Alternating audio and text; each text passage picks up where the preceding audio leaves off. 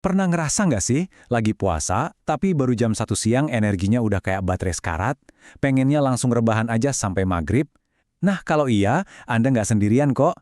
Hari ini, kita bakal bongkar rahasia simple banget di balik piring sahur yang bisa bikin puasa kita jadi jauh lebih enteng dan bertenaga.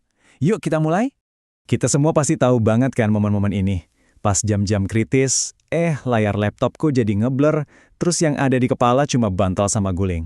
Itulah dia musuh bebuyutan kita pas puasa. Lemes. Rasa lemes yang bikin fokus buyar itu loh. Kayak otak kita ikutan puasa juga ya. Tapi kabar baiknya gini. Ini tuh bukan takdir yang harus kita pasrahin gitu aja. Penyebabnya tuh seringkali spesifik banget. Yang artinya solusinya juga ada di depan mata. Dan disinilah kuncinya. Kita sering banget nyalahin puasanya. Padahal tersangka utamanya itu justru lagi sembunyi di piring sahur kita loh. Apa yang kita makan sebelum imsak, itulah yang jadi cetak biru energi kita seharian. Jadi ini sama sekali bukan soal seberapa kuat fisik Anda. Ini murni soal strategi nutrisi. Coba bayangin deh, cuma dengan sedikit mengubah isi piring sahur, kita bisa loh ngehack sistem energi tubuh kita supaya kerjanya jauh lebih awet dan efisien. Dan strateginya ini super simple. Saya suka nyebutnya formula energi 3 komponen. Cuma 3 elemen sederhana yang kalau digabungin jadi senjata paling ampuh buat ngelawan lemas.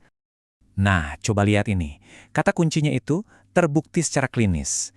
Jadi ini bukan sekedar tips katanya-katanya atau resep turun-temurun ya. Ini beneran pendekatan yang ada dasar ilmiahnya tentang gimana tubuh kita mengolah makanan jadi energi. Keren kan?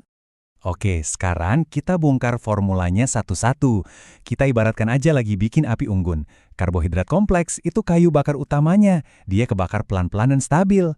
Terus protein itu kayak balok kayu besar yang bikin apinya awet nyala. Nah kalau serat itu yang ngatur anginnya biar apinya nggak langsung gede terus mati. Sekarang kita kenalan sama para pemain utamanya. Buat karbohidrat, coba deh ganti nasi putih dengan nasi merah atau oats. Buat proteinnya, telur sama ayam udah paling benar. Atau bisa juga tahu dan tempe buat tim nabati. Terus buat serat, sayuran hijau apa aja bisa jadi pahlawannya. Gampang kan dicari bahannya? Pasti ada di dapur. Nah, disinilah keajaiban sesungguhnya. Kombinasi 3 serangkai ini tuh kerjanya kayak rem darurat buat gula.